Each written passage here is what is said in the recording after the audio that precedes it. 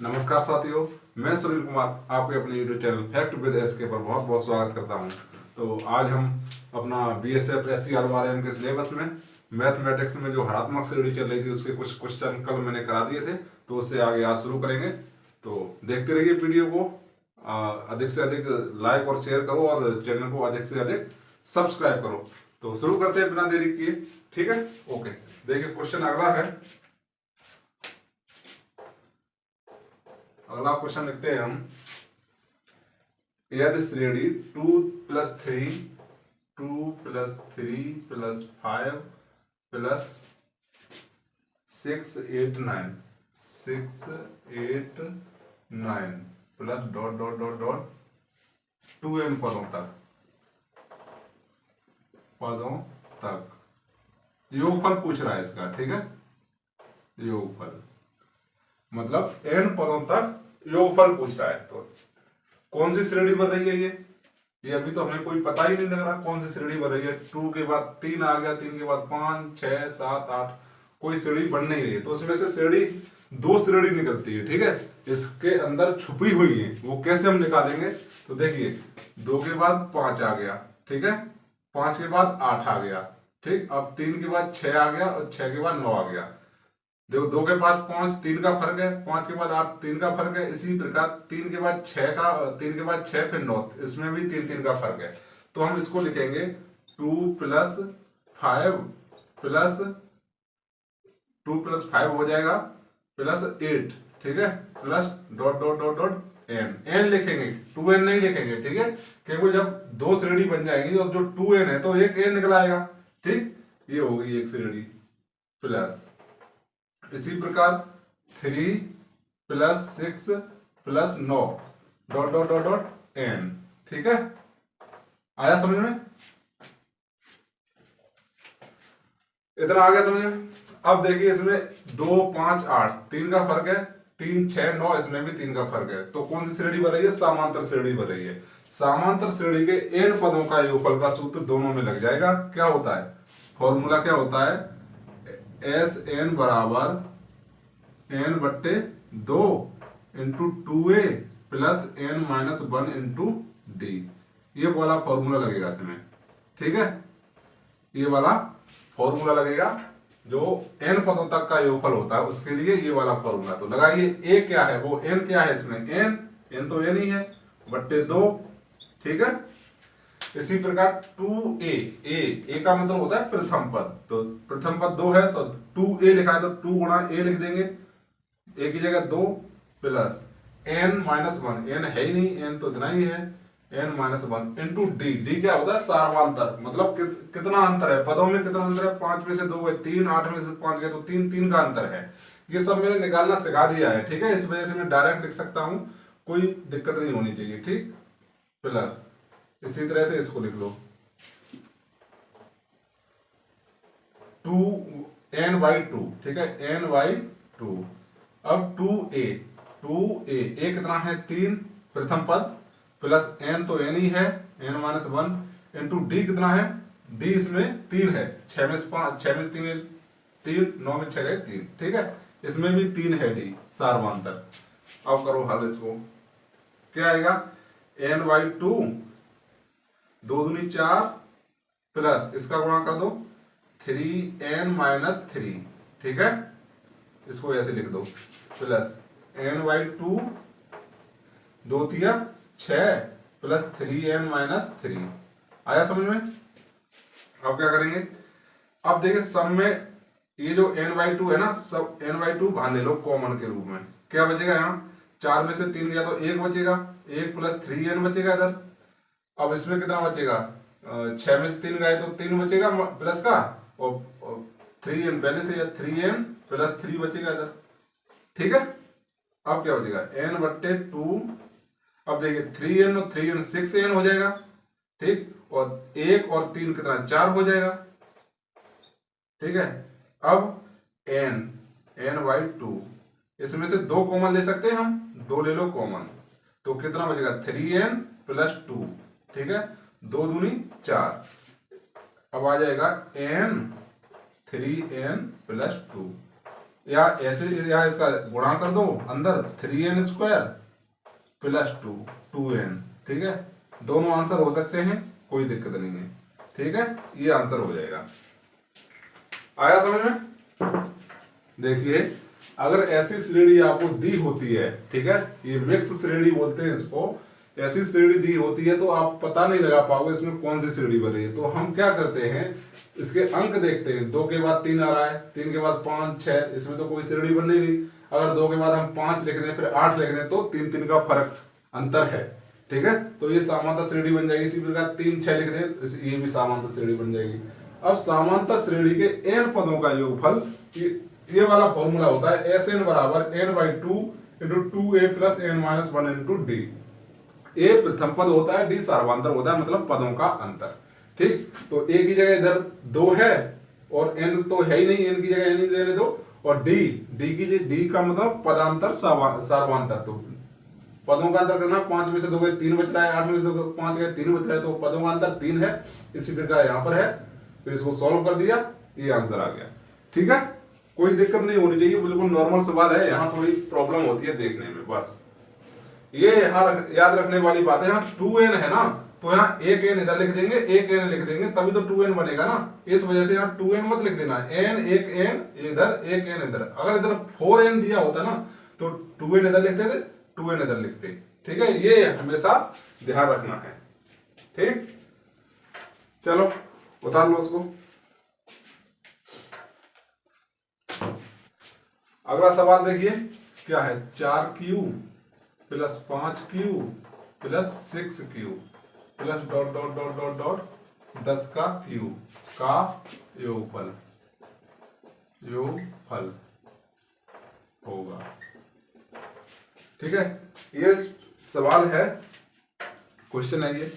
तो इसको कैसे करेंगे, देखिए हमने पढ़ा है क्रमागत संख्याओं के घनों का योगफल का सूत्र पढ़ा है। क्या होता है वो, जैसे 1q plus 2q plus 3q plus dot dot dot nq बराबर होता है n प्लस 1/2 का स्क्वायर।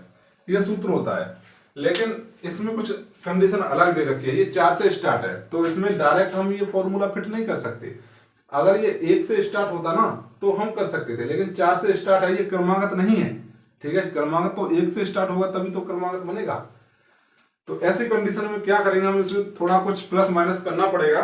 तो देखो ये है, इसको हम 1 से लिख देते हैं, 1q plus 2q plus 3q plus, अब इसको लिख दो 4q plus 5q plus 6q।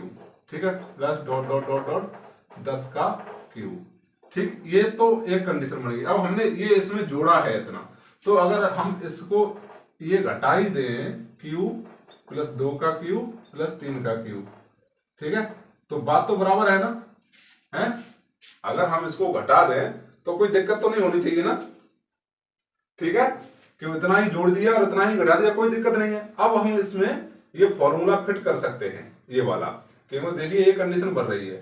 ठीक है, अब हम इसको ये फॉर्मूला हम इसमें फिट कर सकते हैं। कैसे करेंगे, देखिए देखो ये है सूत्र, ये मैंने बोला है, ये है। ठीक है, तो n की जगह क्या है, ये है 10 लिख लिया भाई। ठीक है, फिर n है 10 प्लस 1 है 1 लिख दिया बट्टे 2, फिर वर्ग है। तो ये यहां से लेके यहां तक का तो कहानी खत्म हो गई। अब ये बचा माइनस। ठीक, अब इसको क्या करेंगे, या तो ऐसे ही लिख लो, 1 का q 1 रहता है, 2 का q 8 रहता है और 3 का q 27 रहता है, ऐसे लिख लो। ठीक है, अगर इसमें भी फॉर्मूला लगाना चाहो तो ये लिख जाएगा 3 और 1 4 प्लस 2 का वर्ग। बात वही है, या इतना कर लोगे इतना कर लो, एक ही बात रहेगी। ठीक है, ये छोटा है इस वजह से मैंने ऐसे लिख दिया है, और फॉर्मूला बड़ा, अगर ज्यादा कोई लंबी संख्या होती तो फॉर्मूला से कर सकते थे। ठीक, चलो क्या होगा, 10 और 1 11। ठीक है, 10 गुणा 11 बट्टे 2 का वर्ग। ठीक, माइनस 8 और 1 9 और 27 कितने होते हैं, 35। 9 और 27 36 होते हैं। ठीक है, 36 हो गया।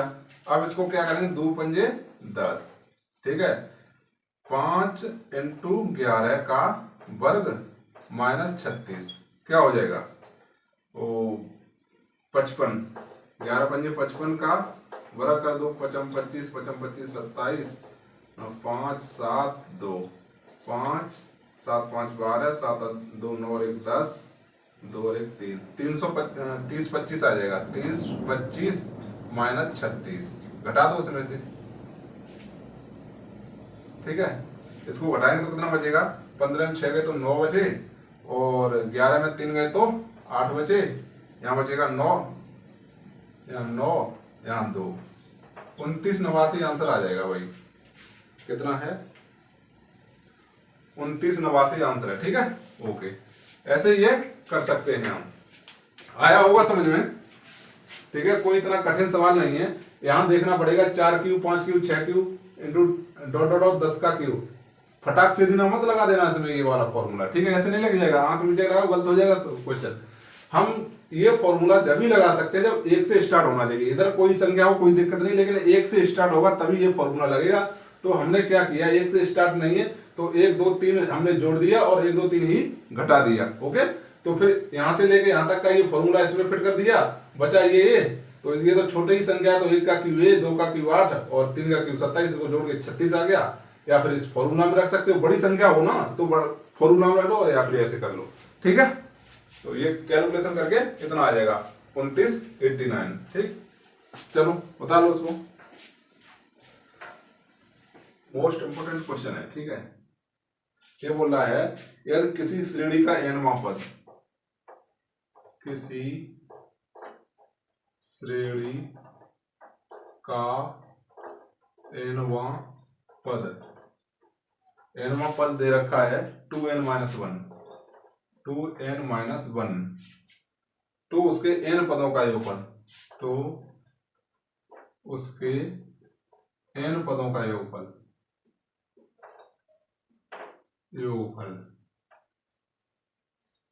होगा। देखिए किसी श्रेणी का nवां पद, श्रेणी इसमें मेंशन नहीं किया, कोई भी श्रेणी हो सकती है, हरात्मक हो सकती है, समांतर हो सकती है, गुणोत्तर हो सकती है, हमें उस बात पे नहीं जाना है, हमें यहीं से इसको हल कर देना है। किसी श्रेणी का nवां पद दे रखा है, ठीक है। nवां पद क्या है, nवां पद 2n-1 है, कोई श्रेणी नहीं दी है। जब कोई श्रेणी नहीं दी होती तो उसको हम tn मान लेते हैं। tn बराबर कितना है, इसको वो सिग्मा, इसका योगफल निकालना है ना, तो 2n-1 कर देंगे, ठीक। अब इसको इसमें गुणा कर दो, वो अलग अलग लिख लो, ये हो जाएगा 2n, ऐसे करके लिखेंगे, सिग्मा 2n माइनस सिग्मा 1, ठीक। अब इसको बाहर निकाल लो, 2 को, सिग्मा n माइनस सिग्मा 1, ठीक है। अब क्या है, सिग्मा n का मतलब क्या होता है, सिग्मा n यहां बताता हूं, ये सिग्मा है, सिग्मा n का मतलब होता है 1 2 3 plus dot dot dot n, मतलब n पदों तक का योगफल होता है सिग्मा n का मतलब, ठीक है। और सिग्मा 1 का मतलब क्या होता है, 1 बराबर 1 प्लस 1 प्लस 1 1 1 ये n तक ही चलता रहेगा, n तक मतलब उसका पहले से ही n दे रखा है, ठीक है। 1 plus 1 plus 1 dot dot n तक ही चलता रहेगा, ठीक। तो क्या करेंगे हम, 2, इसका क्या सूत्र होता है सिग्मा n का, 1 plus 2 plus 3 dot dot dot n, क्या हो गया, क्रमागत संख्याओं का योगफल। क्या सूत्र होता है इसका, क्रमागत संख्याओं का योगफल, n प्लस 1 बट्टे 2, ये होता है ना फॉर्मूला, तो इसमें रख दो n प्लस बट्टे 2, ठीक है। n की जगह n ही है, कोई प्रॉब्लम नहीं होनी चाहिए, माइनस सिग्मा 1 1 2 वो 1 प्लस डॉट डॉट n तक चलता रहेगा, तो ये n हो जाएगा। ओके, ये समझ लेना यहाँ पर, ठीक है। अब देखिए 2 से 2 कैंसिल हो जाएगा, क्या बचेगा, n plus 1 minus n common ले लो उसमें से, दोनों में से, तो n बचेगी, यहाँ क्या बचेगा, n प्लस 1, यहाँ माइनस वो माइनस का 1 बचेगा, इससे ये कैंसिल हो जाएगा, बराबर n² आंसर, ठीक है। ये ऐसे क्वेश्चन होगा, बहुत अच्छा क्वेश्चन है ये, कई परीक्षाओं में आता है, ठीक है। इसको नोट कर लेना और समझ लेना अच्छी तरह से, ठीक। किसी श्रेणी का nवां पद दे रखा है तो उसके n पदों का योगफल ज्ञात करना है। nवां पद बराबर, वो nवां पद दे रखा है हमको 2n-1, अब इसका हमें योगफल निकालना है, तो tn बराबर सब पे सिग्मा लगा देंगे, सिग्मा, फिर इसको अलग अलग भागों में लिख देंगे, sigma 2n minus sigma 1, sigma 2 को बाहर निकाल के सिग्मा n का ही मतलब ये होता है योगफल, n तक की संख्याओं का योगफल, तो 1 प्लस 2 प्लस प्लस ऐसे करके n लिख देंगे। ठीक, अब सिग्मा 1 का मतलब क्या होता है, सिग्मा 1 का मतलब हुआ 1 प्लस 1 प्लस 1, इसमें कोई n थोड़ा ही दे रखी है जो बढ़ता जाएगा, 1 प्लस 1 डॉट डॉट n तक, मतलब जो संख्या आएगी वो n ही होगी। ठीक है, आया समझ में, तो इसको n लिख दिया। अब क्या करेंगे, ये जो इसका ये फॉर्मूला है n प्लस जो क्रमागत संख्याओं का योगफल का फॉर्मूला बन जाता है ये वाला। ठीक, तो ये फॉर्मूला ये बना है, इसमें रख दिया, और n इसकी सिग्मा 1 की जगह n आ जाएगा, तो इसको हल कर दिया, आगे आंसर उतार लो इसको अच्छी तरह से, बहुत अच्छा क्वेश्चन है। ठीक है, चलो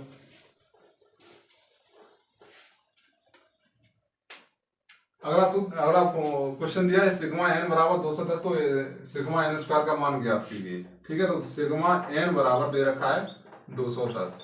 अब देखिए सिग्मा n का फॉर्मूला क्या होता है, सिग्मा n बराबर n प्लस 1 बट्टे 2।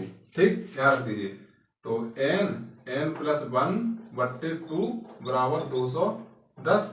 ठीक है, तो n प्लस 1 बराबर 2 का इसमें गुणा हो जाएगा 420। ठीक है, अब क्या करेंगे, तो n स्क्वायर प्लस n बराबर 420, इसको थोड़ा दुग्ध्यात समीकरण बन गया, ये दुग्ध्यात समीकरण को हल करना पड़ेगा, इसमें बहुत लंबा, थोड़ा सा लंबा पड़ जाएगा, कोई ना, देखो n square plus n minus 420 बराबर 0, 420 के गुणनखंड करने हैं हमको n के बराबर, 1 के बराबर आने चाहिए, कैसे करेंगे, बहुत लंबा पड़ेगा भाई, 2 दूनी 4 10, 2 1 2 2 पंजे 10, 3 3 9, 5 15, 5 7 35, 7 1 7, 2 दूनी 4 3 12, 5 7 35 नहीं बना, 2 दूनी 4 पंजे 20 और 7 21, 20 में 21 में से 20 घटा देंगे, देखो n square plus 21n minus 20n 420, थोड़ा दुग्ध्यात समीकरण को हल करना पड़ेगा भाई,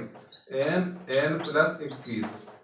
ठीक है, यहां से 20 कॉमन ले लो, 20 n माइनस ये 21 बार चला जाएगा, प्लस बराबर 0, तो n माइनस 20 आ जाएगा और n प्लस 21 आ जाएगा बराबर 0, तो n के दो मान आ जाएंगे, n बराबर 20 आ जाएगा और 1 माइनस 21 आ जाएगा, तो हम n बराबर 20 लेंगे, 20 लेने पर, क्योंकि ये माइनस का है वो संतुष्ट नहीं करेगा। ठीक है, संतुष्ट कर देगा लेकिन 20 से सही रहेगा। ठीक है, n बराबर हमने ले लिया 20। तो अब देखो पूछ क्या रहा है, ये कुछ नहीं है, दुग्ध्यात समीकरण बन गया है, जो पहले कक्षा 9-10 में सॉल्व किए होंगे दुग्ध्यात समीकरण, वही वाला है, वहां से n का मान निकाल लिया है। ठीक है, अब हमको पूछ रहा है सिग्मा n स्क्वायर। ठीक है, सिग्मा n स्क्वायर का फॉर्मूला क्या होता है, n प्लस 1 और 2n प्लस 1 बट्टे 6, इसमें n बराबर रख दो और आंसर आ जाएगा। n का मान कितना लिया हमने, 20 और 1 21 हो जाएगा। ठीक है, थोड़ा डायरेक्ट कर वो शॉर्ट में मार देता हूं, ये कितना हो जाएगा 2n, 20 दूनी 40 और 1 41 हो जाएगा। ठीक है, तो काट दो इसको, 7 21, 3 दूनी 6, 2 ढाई 20, तो 70 इंटू 41 गुणा कर दो, 7 एकम 7, 7 चौक 28, 1 ये 0, ये आंसर आ जाएगा। ठीक है, 28 70, ओके। ठीक है, ये आंसर है। ठीक, सवाल ठीक है लेकिन कैलकुलेशन तगड़ा है इसका। ठीक, सिग्मा n का मान दे रखा है, n स्क्वायर का पूछ रहा है, तो हमें n की वैल्यू निकालेंगे, n की वैल्यू यहां से निकाल लेंगे, ये जो सिग्मा n का सूत्र है इसको लगा दिया, और ये दुग्ध्यात समीकरण बन गया, थोड़ा यहाँ लेंथी हो जाता है और कोई दिक्कत नहीं है। ठीक है, दुग्ध्यात समीकरण करने के बाद हमारे n के मान 2 प्राप्त होंगे, एक 20 होगा, एक माइनस 21 होगा, दोनों पे सॉल्व हो सकता है। ठीक है, लेकिन हमने 20 इसलिए इस वजह से लिया कि कैलकुलेशन अच्छी हो जाएगी, माइनस वाला फंडा खत्म हो जाएगा। ठीक है, तो 20 लेने से सही हल होगा, 21 लोगे तो यहाँ से माइनस माइनस वो हो जाएगा, प्लस हो जाएगा, तब भी सॉल्व हो जाएगा 21 लेने से। लेकिन हमेशा कोई भी कैलकुलेशन हो तो उसको प्लस में ही लो, अगर माइनस और प्लस की वैल्यू आ जाती है तो प्लस वाली वैल्यू लेके हल करना है। ठीक है, चलो बता लो उसको, होगा योगफल किसी श्रेणी के प्रथम n पदों का योगफल। योगफल दे रखा है 5n² प्लस 2n। तो द्वितीय पद निम्नलिखित में से किसके बराबर होगा? तो द्वितीय पद क्या होगा? बहुत अच्छा क्वेश्चन है ये, ठीक है, क्वेश्चन बहुत अच्छा है, फंसाने वाला है, ठीक। तो देखिए प्रथम n पदों का योगफल दे रखा है, मतलब हमको Sn दे रखा है, Sn बराबर कितना दे रखा है? 5n² प्लस 2n, ठीक है। अब हमको द्वितीय पद पूछ रहा है, द्वितीय पद क्या होगा? तो T2 ले लेते हैं द्वितीय पद के लिए। T2 बराबर क्या हो जाएगा? S2 minus S1। ये समझ में नहीं आया होगा आपको। T2 कहने का मतलब ये है, कोई श्रेणी है 1 2 3, इसका हमें Sn दे रखा है, इनका योग दे रखा है, और पूछ रहा है, यार चारों ले लो, ये कोई श्रेणी मान लीजिए। अब इसका Sn हमको कुछ भी दे रखा है, 60 दे रखा है, मान लीजिए वो 60 ही मान लो, कोई दिक्कत नहीं, ठीक है। अब ये पूछ रहा है T2 बराबर क्या होगा, मतलब दूसरा पद, ये पद पूछ रहा है दूसरा पद, ठीक है। तो T2 दूसरा पद मतलब T2 बराबर दूसरा पद पूछ रहा है, दूसरा पद पूछ रहा है। तो जो S2 है, मतलब दो पदों का योगफल में से अगर पहला पद घटा देंगे तो दूसरा पद निकल के आ जाएगा, ठीक है। तो देखो S2 माइनस S1, ठीक, तो S2 निकालो यहां पर। S2 बराबर क्या हो जाएगा? Sn दे रखा है, यहाँ n की जगह 2 रख दो इसमें, तो 5 इंटू 2 का वर्ग माइनस वो प्लस 2 इंटू 2, तो कितना हो जाएगा? 4 पंजे 20 प्लस 4 बराबर 24। S2 तो 24 आ गया। अब S1 निकालना है हमको, क्योंकि S1 की जरूरत पड़ रही है ना। S1 कितना हो जाएगा? इस योगफल में n की जगह 1 रख दो, तो 5 इंटू 1 का वर्ग प्लस 2 इंटू 1 बराबर 5 एकम 5 प्लस 2 बराबर 7, ठीक है। अब देखो S2 आ गया 24, यहां लिख दो 24 माइनस S1 कितना आ गया? S1 7 आ गया, ठीक है। तो 24 में 7 गए तो कितना बचेगा? और 4 वो और 3 17 बचेगा, 17। T2 बराबर 17, दूसरा पद इसका 17 होगा, ठीक है। अगर इसमें से पूछे प्रथम पद क्या होगा, ठीक है, तो प्रथम पद 7 हो जाएगा। अब पूछेगा प्रथम पद 7 हो जाएगा, प्रथम पद या प्रथम पद का योगफल सेम रहते हैं, ठीक है। ये हमेशा आप में ये श्रेणी है, इसको मैं पूछूं आपसे कि प्रथम पद क्या है, इसमें 1। अब मैं ये पूछूं प्रथम पद का योगफल क्या है, योगफल भी 1 ही होगा प्रथम पद का, ठीक है। इस प्रकार प्रथम पद और प्रथम पद का योगफल सेम रहेंगे हमेशा, ठीक। अगर यहां से हम श्रेणी बनाना चाहे ना, तो देखो प्रथम पद ये आ गया, दूसरा पद ये आ गया, तो सार्वंतर कितना आ जाएगा? 17 में से 7 हटाएंगे तो कितना आ जाएगा? 10 का अंतर आ जाएगा। श्रेणी आप बना सकते हो, आगे कितनी भी श्रेणी बना दो, अगर हमारे पास प्रथम पद है और सार्वंतर है तो हम श्रेणी बना सकते हैं, ठीक। तो इसी तरह से इसमें यही पूछा था, दूसरा पद क्या हुआ? 17। निकाल लो, बताओ तेनों। यदि A और B के बीच हरात्मक माध्य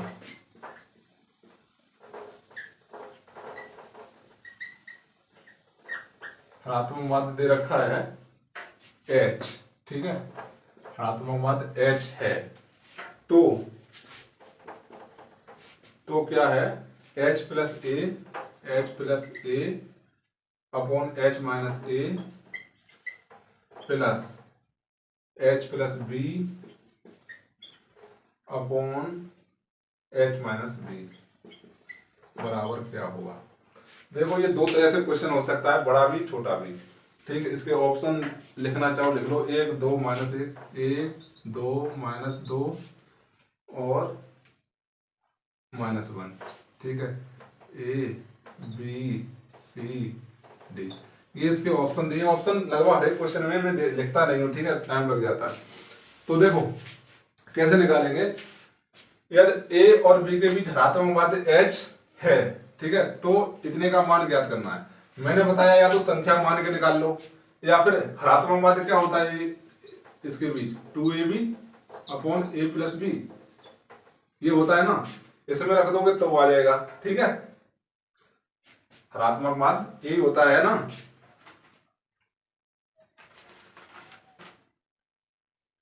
ठीक है। ए और बी के बीच धनात्मक अनुपात कितना होता है 2ab upon a plus B. h बराबर इसमें रख दोगे इतना मान तो ये निकल के आ जाएगा।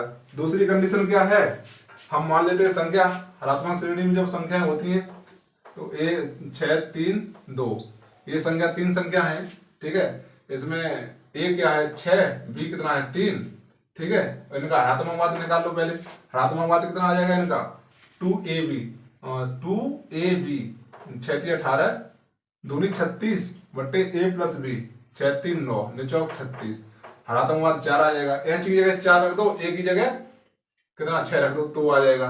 तो देखो दोनों तरीके से कराता हूं, पहला ये वाला देख लो, ठीक।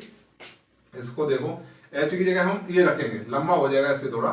रखो 2, इसको रखो 2ab plus a 2ab upon a plus B plus a, ठीक है। इसी तरह से 2ab upon a plus B minus a, ठीक, plus 2ab upon a plus B plus B 2ab upon a plus B minus B, ठीक। इससे थोड़ा लंबा पड़ता है और कोई प्रॉब्लम नहीं है, ठीक है।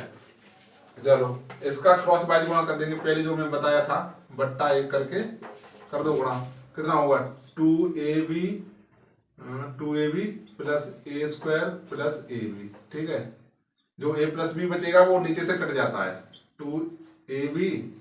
2ab minus a square minus ab, ठीक, प्लस इसी तरह से इधर 2ab प्लस प्लस कितना हो जाएगा ab वो ab प्लस b स्क्वायर, ठीक है। इसी तरह से a प्लस बी कट जाएगा तो 2ab minus ab minus B square, ठीक, ये बचेगा। क्या करेंगे अब 3ab हो जाएगा, 3ab plus a square 2ab और ab 3ab हो जाता है, ठीक है। यहाँ 2ab माइनस ab बचेगा माइनस a स्क्वायर प्लस कितना हो जाएगा 3ab प्लस ab वो 3ab प्लस b स्क्वायर, ठीक है। यहाँ कितना बचेगा ab माइनस b स्क्वायर, ठीक, ओके, ये होगा। अब देखो यहां से a कॉमन ले लो,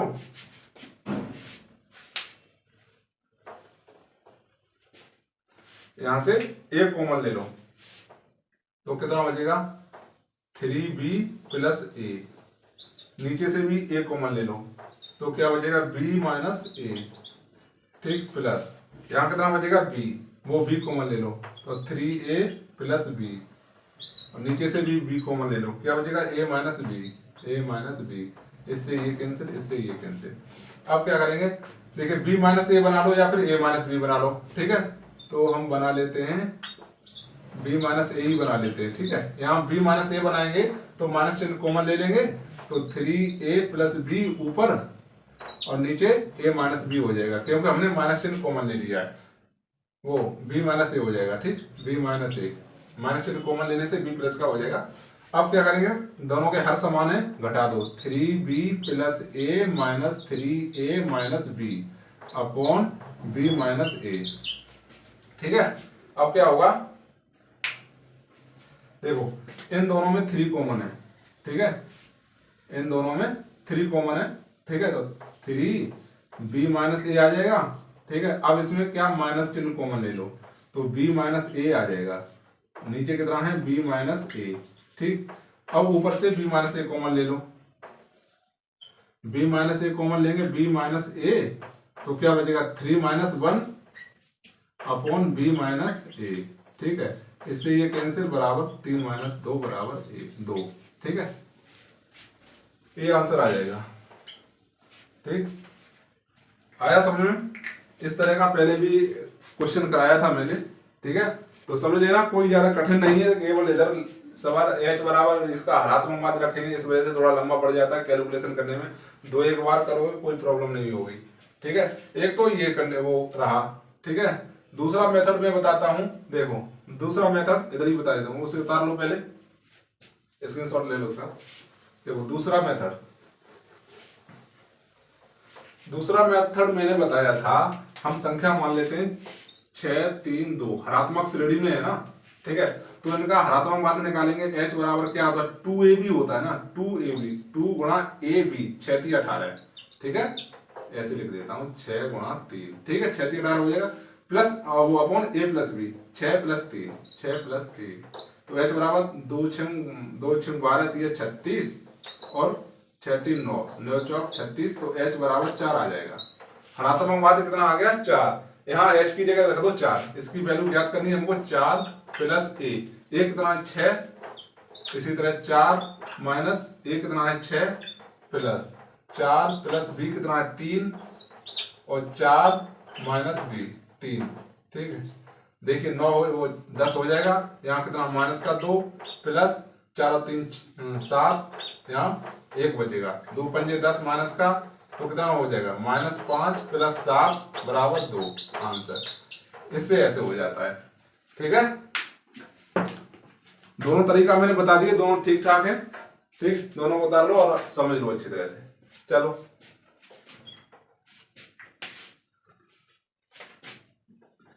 समीकरण दे रखा है कोई x² माइनस 10x माइनस 11 बराबर 0 के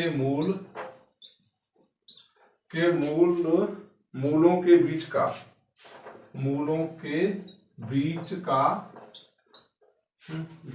हरात्मक माध्य क्या होगा, बीच का हरात्मक माध्य, ठीक है, ये पूछ रहा है। देखो पहले इसके मूल निकाल लीजिए, क्या होते हैं, माना मूल अल्फा बीटा है, माना मूल अल्फा कोमा बीटा है, ठीक है। अब हम निकालेंगे हरात्मक माध्य का सूत्र क्या होता है, अल्फा बीटा में लिखेंगे, h बराबर क्या होता है 2 अल्फा बीटा हो जाएगा और मूलों का योगफल हो जाएगा, ठीक है, ये हरात्मक माध्य सूत्र होता है। तो हमको अल्फा बीटा की जरूरत पड़ेगी और अल्फा बीटा की, तो समीकरण दुग्गा समीकरण के मूल हमें पता है अल्फा बीटा, तो पहले उनका योगफल निकाल लो, मूलों का योगफल क्या सूत्र होता है योगफल का, मूलों के योगफल का कच्चा 9 10 में पढ़ा होगा, क्या होता है मूलों के योगफल का सूत्र क्या होता है -b/a होता है ना, -b/a। अब बोलोगे b कहां से आ गया इसमें, तो एक फॉर्मूला होता है दुग्गा समीकरण का ax² plus bx plus c बराबर 0 से कंपेयरिंग करते हैं ना, ठीक है, तो a बराबर 1 है, b बराबर 10 है, c बराबर -11 है, ऐसे करके कंपेयरिंग करते वहां से b आता है, ठीक है। आगे मैं बता दूंगा जब अलजेब्रा पढ़ाऊंगा उसमें, ठीक, बहुत कोई दिक्कत नहीं है इसमें। तो देखिए b की जगह कितना है -10 और माइनस पहले से तो 10 हो जाएगा, ठीक है, a की जगह 1 है, यहाँ 1 मान लेते हैं, ठीक, तो 1 बराबर 10, ये क्या हो गया योगफल, मूलों का योगफल अल्फा बीटा बराबर 10, ठीक है। अब मूलों का गुणनफल निकालेंगे, मूलों का गुणनफल क्या होता है अल्फा बीटा बराबर क्या होता है मूलों का गुणनफल c/a, c की जगह कितना है -11, a की जगह 1 है, तो क्या लिखेंगे, तो -11/1, तो अल्फा बीटा बराबर -11, इसमें रख दो, आ जाएगा आंसर। तो h बराबर 2 इंटू अल्फा बीटा कितना है -11, ठीक है, -11 बट्टे अल्फा प्लस बीटा कितना है, अल्फा प्लस बीटा या माइनस दे रखा है क्या, प्लस है भाई यहाँ पर, ठीक है, इसमें प्लस है, ठीक, तो ये प्लस का हो जाएगा, कोई दिक्कत नहीं, ये प्लस का हो जाएगा, ठीक है, ये हो जाएगा। तो देखिए अल्फा प्लस बीटा कितना है 10, ठीक, इससे काट दो 2 पंजे 10 बराबर 11/5, हरात्मक माध्य आ गया HM बराबर आंसर, ठीक है। मिश्रित सवाल है भाई, कहाँ का सवाल कहाँ पे लेके रख देते हैं ये लोग, ठीक है, कोई प्रॉब्लम नहीं है। देखो समीकरण दे रखा है कि मूलों के बीच का हरात्मक माध्य पूछा है, तो हमने मूल मान लिए अल्फा बीटा, तो हरात्मक माध्य का सूत्र हमको पता है, ये होता है अल्फा 2 अल्फा बीटा मतलब 2xy या 2ab, कुछ भी हो सकता है, कोई प्रॉब्लम नहीं है, ठीक है, 2xy मान लो या फिर x प्लस वाई कुछ भी मान सकते हो। तो हमने अल्फा बीटा मान लिया, तो 2 alpha beta upon alpha plus beta, alpha beta का मतलब होता है मूलों का गुणनफल, मूलों का गुणनफल का मतलब होता है c/a, c यहाँ से इससे कंपेयरिंग करते हैं दुग्गा समीकरण में, ठीक है, c/a ax² plus bx plus c बराबर 0, ये होता है दुग्गा समीकरण, उससे कंपेयरिंग करते हैं, तो c बराबर कितना है यहाँ 11 है, b बराबर -10 है, a बराबर 1 है, ठीक है।